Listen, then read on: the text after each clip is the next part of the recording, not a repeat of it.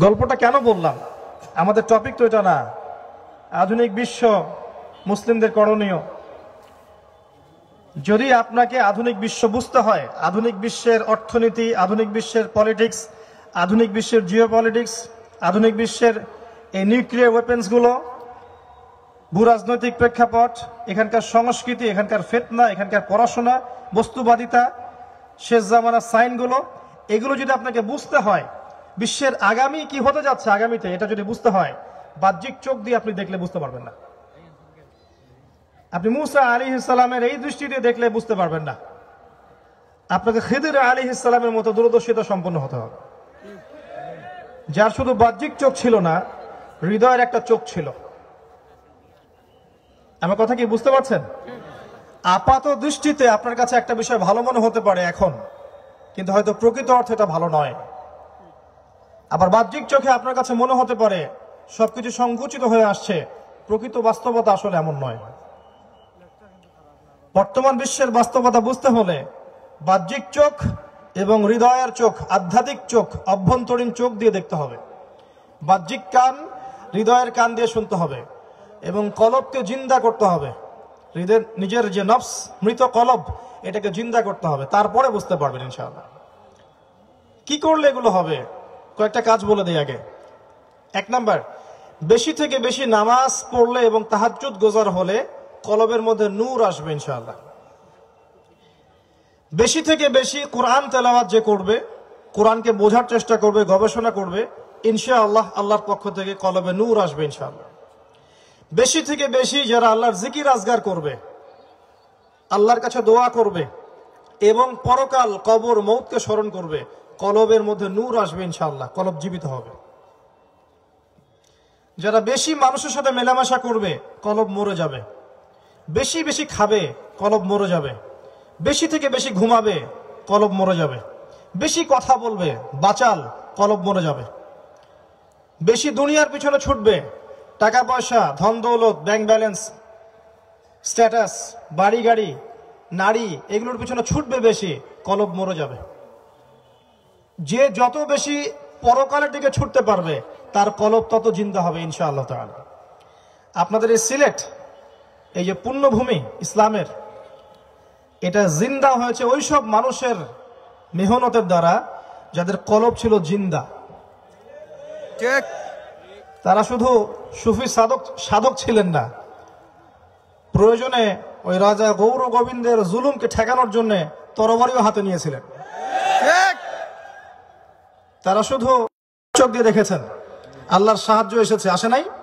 আজকে লক্ষ লক্ষ কোটি কোটি মানুষ এই সিলেটের বুকে দিন ইসলামের কালিমা লা ইলাহা ইল্লাল্লাহ এর স্বাদ পেয়েছে। ওই মানুষদের মেহনতের ফল আমরা সেখানে বসে আছি, সুবহানাল্লাহ। অথচ এটা ছিল একটা জালেম রাজার রাজত্বের জায়গা। জুলুম করা হতো, নির্যাতন করা হতো, নির্মমভাবে মানুষকে হত্যা করা হতো। তো এই কথাটাকে ভালো করে বোঝেন। বর্তমান বিশ্বকে বুঝতে হলে আপনার বাহ্যিক চোখ যথেষ্ট নয়, বাহ্যিক কান যথেষ্ট নয়, শুধু একাডেমিক পড়াশোনা যথেষ্ট নয়, আল্লাহর পক্ষ থেকে নূরের প্রয়োজন আছে। আর নূর মার্কেটে কিনতে পাওয়া যাবে না। নূর পেতে হলে বিনয়ী হতে হবে, আত্মহমিকা রাখা যাবে না, অহংকার, হিংসা, ঘৃণা, গীবত, তহমতের সংস্কৃতির চর্চা করা যাবে না। বেশি বেশি পরকালকে স্মরণ করা, মৌতকে স্মরণ করা, বেশি থেকে বেশি তেলাওয়াত করা, জিকিরে থাকা, আল্লাহর ধ্যানে থাকা, তাহাজ্জুদে থাকা, আল্লাহর কাছে দোয়ায় থাকা, এগুলোর মধ্য দিয়ে দেখবেন কলবটা জিন্দা হয়ে গেছে ইনশাআল্লাহ। এবার আসেন, বিশ্বের যে অবস্থাটা আমরা এখন দেখছি, যদি 2 চোখ দিয়ে দেখেন, তাহলে আপনি বর্তমান বিশ্বের অবস্থাটাকে মেলাতে পারবেন ওই মক্কার জাহেলিয়াতের সাথে। ঠিক ঠিক। মক্কার জাহেলি যুগে 5টা মৌলিক সমস্যা ছিল। 1 নাম্বার শিরক, 2 নাম্বার মাদক, 3 নাম্বার রিবা বা সুদ, 4 নাম্বার নারীর অবমাননা, আর 5 নাম্বার ছিল গোত্রীয় হানাহানি, দ্বন্দ্ব। এই 5টা জাহেলিয়াত এখনকার বিশ্বের মধ্যে জাজল্যমান। দেখবেন বিশ্বের যেদিকে তাকাবেন শিরক আর শিরক, মুসলিমদের মধ্যেও অমুসলিমদের মধ্যেও। হ্যাঁ, এর বাইরে ইল্লা মাশাআল্লাহ আল্লাহ তাওহীদপন্থী বান্দারা তো অবশ্যই আছেন, আমি মেজরিটির কথা বলছি। বিশ্বের যেদিকে তাকাবেন মাদক আর মাদক, মাদকের ভেরিয়েশন, সিগারেট থেকে ইয়াবা পর্যন্ত ভেরিয়েশন। যেদিকে তাকাবেন রিবা আর সুদ, সুদের সয়লাভ। বিশ্বের যেদিকে তাকাবেন আনাচে কানাচে, একদম ওই ওয়ার্ল্ড ব্যাংক থেকে শুরু করে একদম রুট লেভেল পর্যন্ত, রুট লেভেল এনজিও পর্যন্ত খালি সুদ আর সুদ। আপনি ওয়ার্ল্ডে যেদিকে তাকাবেন দেখবেন নারীর অবমাননা, নারীর ইজ্জতকে এখন সস্তা বানিয়ে দেওয়া হয়েছে, ঠিক, ওকে পণ্য বানিয়ে দেওয়া হয়েছে, ঠিক। যেদিকে তাকাবেন দেখবেন গোত্রীয় হানাহানি ছিল যেমন জাহেলি যুগে, এখন এটা বৈশ্বিক হানাহানি, ধর্মীয় হানাহানি, পলিটিক্যাল হানাহানিতে রূপ নিয়েছে। একই সুন্নাহ, কিচ্ছু চেঞ্জ হয়নি। আপনি দুই চোখ দিয়ে দেখেন বর্তমান বিশ্বকে, আপনি ওই মক্কার জাহিলিয়াতের সাথে মিলাতে পারবেন। সমস্ত সুন্নাহ এখনো বিদ্যমান আছে। আমি খালি 5টার কথা বলেছি। আপনি এখনকার বিশ্বকে আসহাবুল কাহফের ওই যে গুহাবাসী যুবকরা ছিল, ওরা যে সমাজ থেকে চলে গিয়েছিল ওই সমাজের সাথে মেলাতে পারবেন। ওই সমাজটা ছিল এখনকার বিশ্বের মতো গডলেস ওয়ার্ল্ড। আমি একটার ব্যাখ্যা আসছি একটু পরে। এখনকার বিশ্বকে আপনি ওই মূসা আর ফেরাউন, ওই ফেরাউনের শাসনের সাথে মেলাতে পারবেন। এখনকার বিশ্বকে আপনি নমরুদের শাসনের সাথে মেলাতে পারবেন। এখনকার বিশ্বকে আপনি সেই আদ আর সামুদ জাতির উদ্ধত আচরণের সাথে মেলাতে পারবেন। কোরআনের পাতায় পাতায় যাদের কথা আছে প্রত্যেকটা কাহিনীতে আপনি বর্তমান বিশ্ব খুঁজে পাবেন যদি দুই চোখ দিয়ে দেখেন। বিশ্বের একটা অংশ মিস্টিরিয়াসলি, রহস্যজনকভাবে এমনভাবে রাইজ করেছে সারা ওয়ার্ল্ডের মধ্যে যে সারা ওয়ার্ল্ডের প্রতিটা আনাচে কানাচে সে তার রাজত্ব এবং দৌরত্ব স্থাপন করেছিল।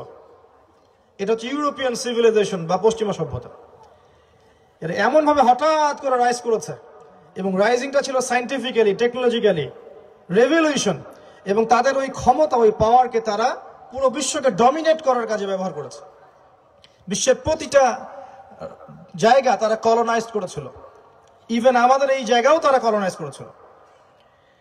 এবং তারা ততক্ষণ পর্যন্ত সরে যেত না যতক্ষণ তাদের কিছু ফটোকপি সেখানে রেখে না যেতে পারত। আমার কথা বুঝতে পারেন? তাদের ফটোকপি রেখে তারা সেখান থেকে চলে যেত, পুরোপুরি কখনো লিভ করতো না। তারা একটা শিক্ষা দর্শন দিয়ে গেছে বিশ্বকে। কি দর্শন?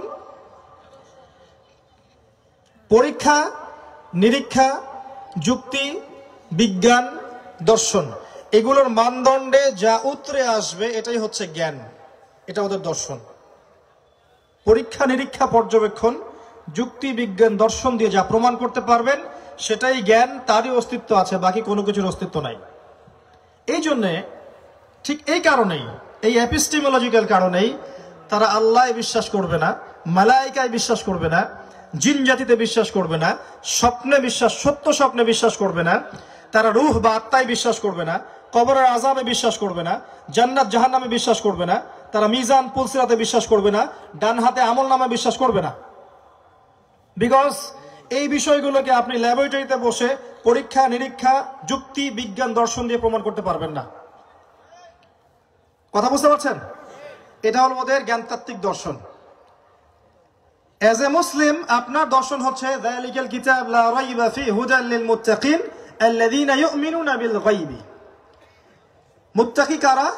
যারা গায়েবে বিশ্বাস করে। আপনার আল্লাহকে আপনি দেখেননি, আপনি আপনার রাসূলকেও দেখেননি, আগের রাসূলদেরকে তো দেখেনই, আসমানি কিতাবগুলো আগেরগুলো দেখেন নাই, আপনি তাকদীর দেখেননি, পরকাল দেখেননি, জান্নাত জাহান্নাম দেখেন নাই, মিজান পুলসিরাত দেখেননি, কবরের আযাব দেখেননি, রূহ দেখেন নাই, জিন জাতি দেখেননি, এগুলোকে কি আপনি বিশ্বাস করবেন? বিশ্বাস করবেন? যদি বর্তমান বিশ্বের শিক্ষা দর্শনে আসেন আপনি, তাহলে আপনি যদি এগুলোতে বিশ্বাস করেন তারা আপনাকে বলবে আপনি মৌলবাদী। আমার কথা কি বুঝতে পারছেন? তার একটা শব্দ বের করে নিয়েছে, কারণ এগুলো মৌলিক বিষয়, এগুলো হচ্ছে ধর্মতাত্ত্বিক বিষয়। এগুলো যারা ধর্মীয় অন্ধ, ধর্মান্ধ ব্যক্তি যারা, তাদের ভাষা মতে ধর্মান্ধ ব্যক্তি যারা, তারা এগুলোতে বিশ্বাস করবে। আমরা তো সায়েন্টিফিক জাতি, আমরা টেকনোলজিক্যাল রেভলিউশনে বিশ্বাস করি, আমরা পরীক্ষা নিরীক্ষা, যুক্তি, বিজ্ঞান, দর্শনে বিশ্বাস করি। আমাদের সাথে এইসব মিজান পুলসিরাত, জিন জাতি, রুহের কি সম্পর্ক?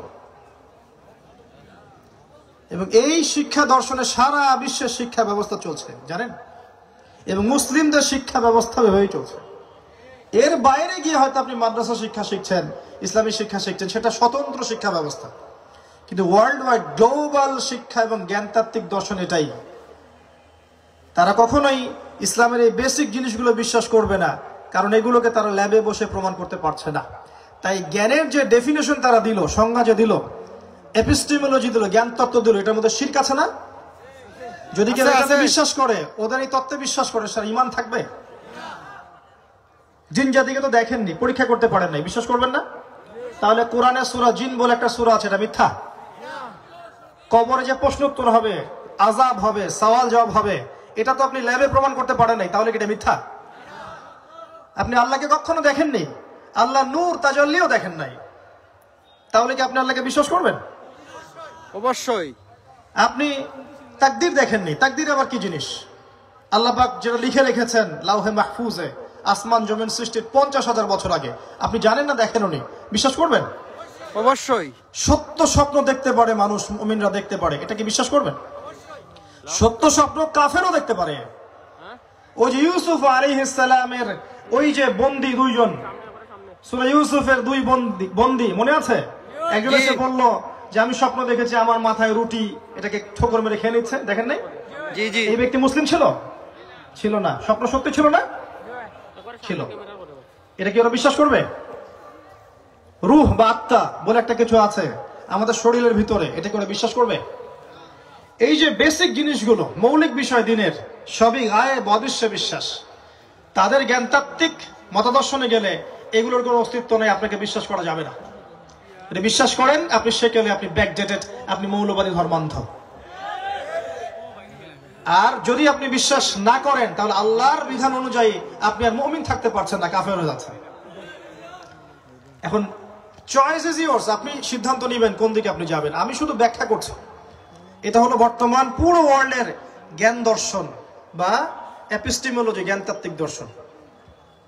কখনো ভেবেছেন এটা নিয়ে? ফিজিক্স, কেমিস্ট্রি, বায়োলজি, কত সাবজেক্ট লঞ্চ করা হয়েছে এবং এগুলো আপনাকে চাক্ষুষ জ্ঞানে বিশ্বাস করা হচ্ছে। এর বাইরে কিছু থাকলে এজ এ মুসলিম আপনি হয়তো বিশ্বাস করছেন না, আল্লাহ যেহেতু বলেছেন সত্যি, কিন্তু মন থেকে কেন সাউন্ড আসছে না, মনে হচ্ছে হয়তো ওদের কথাই সত্য। নাউযুবিল্লাহ। তো এখানে সলিউশন দিয়ে যায় আগে। সলিউশনটা হচ্ছে আল্লাহ পাক বলেছেন আল কোরআনুল কারীমের মধ্যে, আমি আদম আলাইহিস সালামকে সমস্ত নাম শিক্ষা দিয়েছি আমার পক্ষ থেকে। আল্লামাল ইনসান মা লাম ইয়ালাম, মানুষকে সেই জ্ঞান শিক্ষা দিয়েছি যা মানুষ জানতো না। প্রত্যেকটা জ্ঞানের মূল উৎস হচ্ছেন আল্লাহ পাক স্বয়ং নিজে। আল্লাহ নিজে এই জ্ঞানটা আদম আলাইহিস সালামকে শিক্ষা দিয়েছেন, তারপর সেখান থেকে আদম সন্তানদের মধ্যে ছড়িয়ে পড়েছে। যে বিষয়গুলো আপনি ব্যাখ্যা করতে পারছেন না বিজ্ঞান দিয়ে, যুক্তি দিয়ে, দর্শন দিয়ে, তার মানে এই নয় যে এগুলোর অস্তিত্ব নেই, বরং ওই লেভেল পর্যন্ত আপনার জ্ঞান এখনো পৌঁছাতে পারেনি, এটাই সত্য কথা। আচ্ছা, এবার আসেন, এবার বর্তমান বিশ্বের অর্থনীতির দিকে আসেন। পুরো বিশ্বের ইকোনমিক সিস্টেম চলছে এখন রিবা কেন্দ্রিক, সুদ কেন্দ্রিক। যেখানে যাবেন রিবা।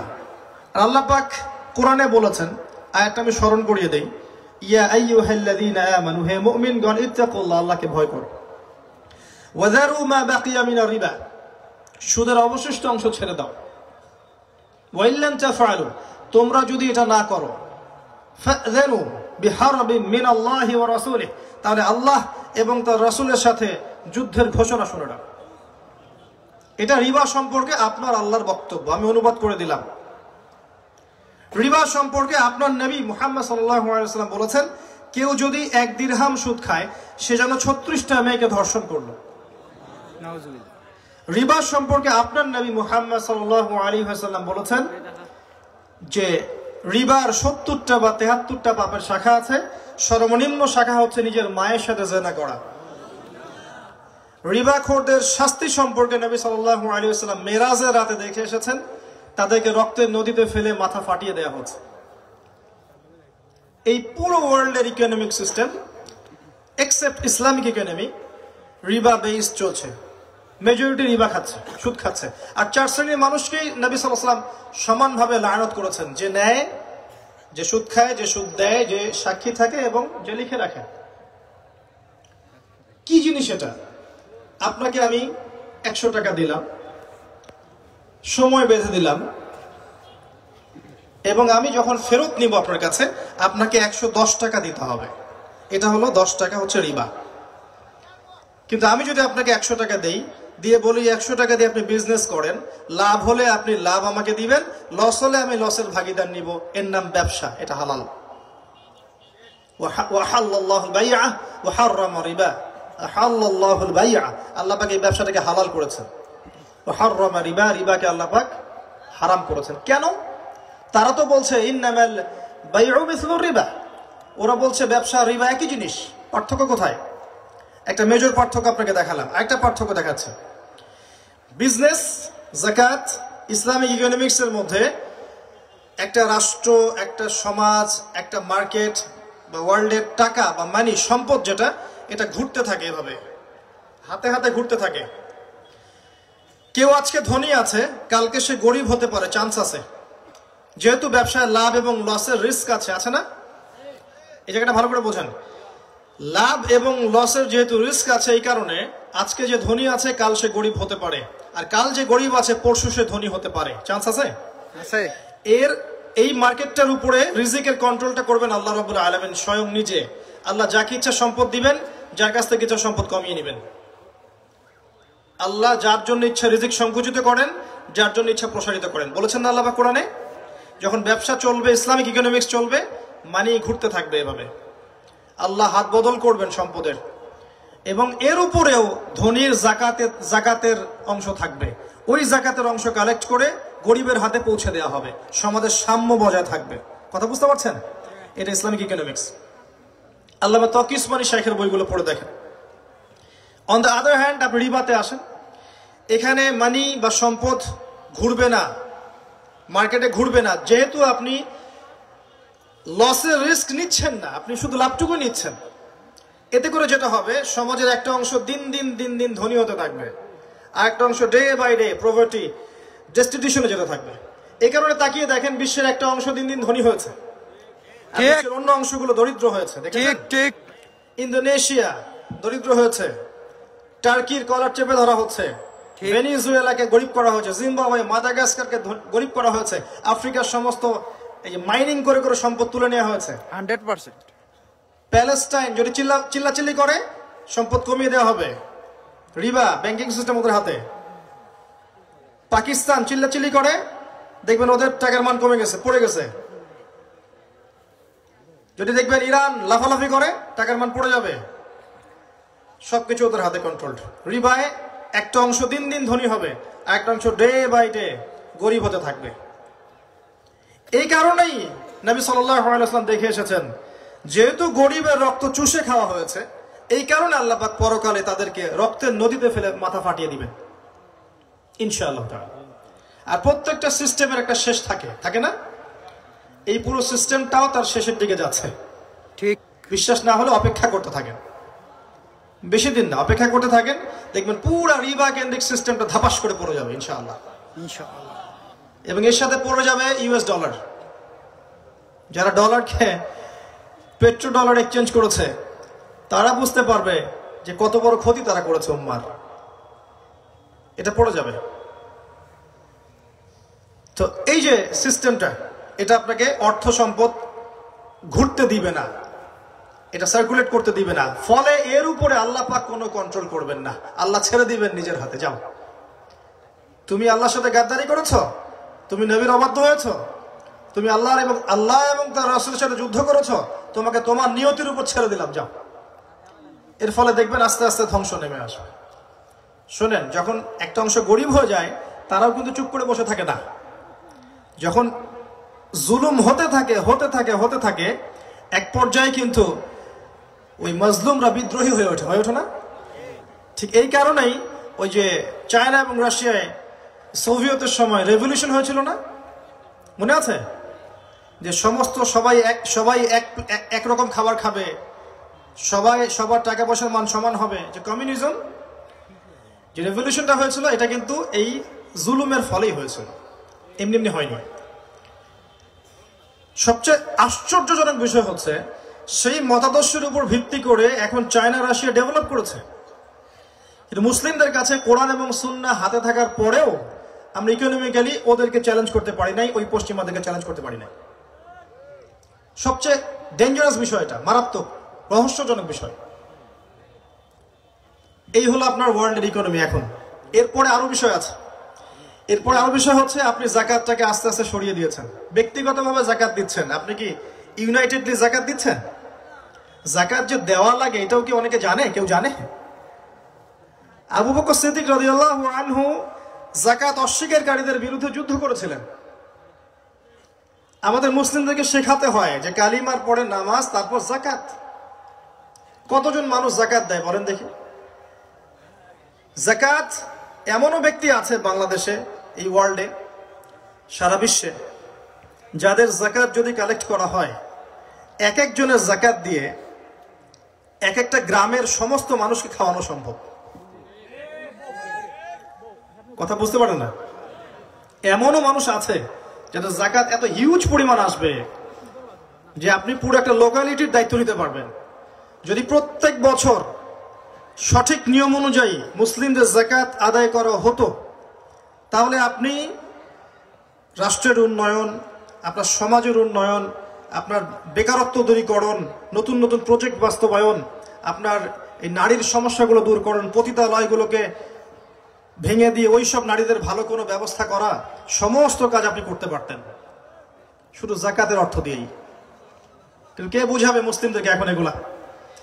আর এগুলো নিয়ে কথা বলবেই বা কে? কারণ আমাদের তো এখন অনেক ইস্যু আছে কথা বলার। আমাদের ইখতিলাফপূর্ণ মাসআলাগুলো আছে না, এগুলো নিয়ে কথা বলেই তো সময় পাওয়া যায় না। ইকোনমি, এডুকেশন, জিওপলিটিক্স, এগুলো আবার কি জিনিস? এগুলো নিয়ে পরে দেখা যাবে এগুলো। আচ্ছা, আরো ব্যাপার আছে। ওয়ার্ল্ড নিয়ে যখন কথা উঠেছে, আমি বলছি যেহেতু ওয়ার্ল্ড অ্যাফেয়ার্সের ছাত্র আমি, আরো বিষয় আছে। এরপরেও আপনার হাতে আছে একটা কাগজের টাকা। একটা সময় ছিল যখন ব্রিটেন একটা ব্যাংকিং সিস্টেম লঞ্চ করেছিল এবং টাকাটা চেক হিসেবে কাজ করতো। আপনি চেক হিসেবে দিতেন, তারা আপনাকে গোল্ড দিত। গোল্ড, ব্যাংক অফ ব্রিটেন যখন ছিল, এটা হিস্ট্রিটা পড়ে দেখবেন। আস্তে আস্তে আস্তে আস্তে একটা সময় আসলো যখন আমেরিকা সারা বিশ্বের রুলিং স্টেট হয়ে গেল, তখন সে গোল্ড এবং সিলভার, স্বর্ণ মুদ্রা এবং রৌপ্য মুদ্রাকে মার্কেট থেকে ব্যান করে ফেললো। এখন আপনি চাইলেও স্বর্ণ মুদ্রা, রৌপ্য মুদ্রা দিয়ে কেনা বেচা করতে পারবেন না, এটা ব্যান, হারাম হয়ে গেছে। কে হারাম করেছে? কে হারাম করেছে? কেউ যদি আল্লাহর হালালকে হারাম করে, আল্লাহর হালালকে হারাম করে নেয়, আল্লাহর হালালকে হারাম করে নেয়, হারামকে হালাল করে নেয়, এটাকে কি বলে? এই পাপের নাম কি? এই হলো আপনার ইকোনমিক্স এর মধ্যে শেখ। বুঝাচ্ছি, এখানে অনেক প্রবাসী আছেন, এখানে অনেক বিত্তশালী আছেন, আমি জানি। আপনারা বুঝবেন যে হার্ড কারেন্সি কাকে বলে আর সফট কারেন্সি কাকে বলে, সাস্টেইনেবল অ্যাসেট কাকে বলে, আনসাস্টেইনেবল অ্যাসেট কাকে বলে। আপনারা বুঝবেন ইন্ট্রিনসিক ভ্যালু কাকে বলে। এগুলো সবাই বুঝবে না, যারা বাইরে যাওয়া আসা করে, এডুকেটেড, তারা বুঝবে। আমার কথা শোনেন, আপনি এক বছরে 12 লক্ষ টাকা আর্ন করেছেন, 12 লক্ষ টাকা আপনি রেখে দিয়েছেন, 20 বছর, 30 বছর, 40 বছর পর সেই টাকাটাই বের করেছেন। 12 লক্ষ টাকার মান 12 লক্ষ টাকা থাকবে না। আপনি যদি এখন 12 লক্ষ টাকা দিয়ে 2 শতক জমি কিনতে পারেন, তাহলে 30, 40, 50 বছর পরে হয়তো আপনি 1 শতকও কিনতে পারবেন না। কিন্তু আপনার এই শ্রম, এই যে 1 বছর শ্রম, এই শ্রমটা কিন্তু শ্রমই ছিল। এই শ্রমটা সময়ের ব্যবধানে অর্ধেক হয়ে গেল, আপনার অর্ধেক শ্রম চুরি হয়ে গেল। আমার কথা বুঝতে পারছেন না? বোঝেন নাই? আমি বোঝাচ্ছি। 12 লক্ষ টাকা 6 লক্ষ টাকার মানে চলে এসেছে। তাহলে 6 লক্ষ টাকা আর্ন করতে আপনাকে যে শ্রম দিতে হয়েছে দৈনিক 12 ঘন্টা করে, ওইটা কোথায় গেল? কেউ শ্রমটা নিয়ে নিয়েছে না? সারা বিশ্বের মজলুমদের শ্রম নিয়ে নিয়ে তারা এখন বড় হয়েছে, বিশ্বের একটা অংশ। আর ওই সময় আমরা কি করছিলাম জানেন? আমরা জিলাপি আর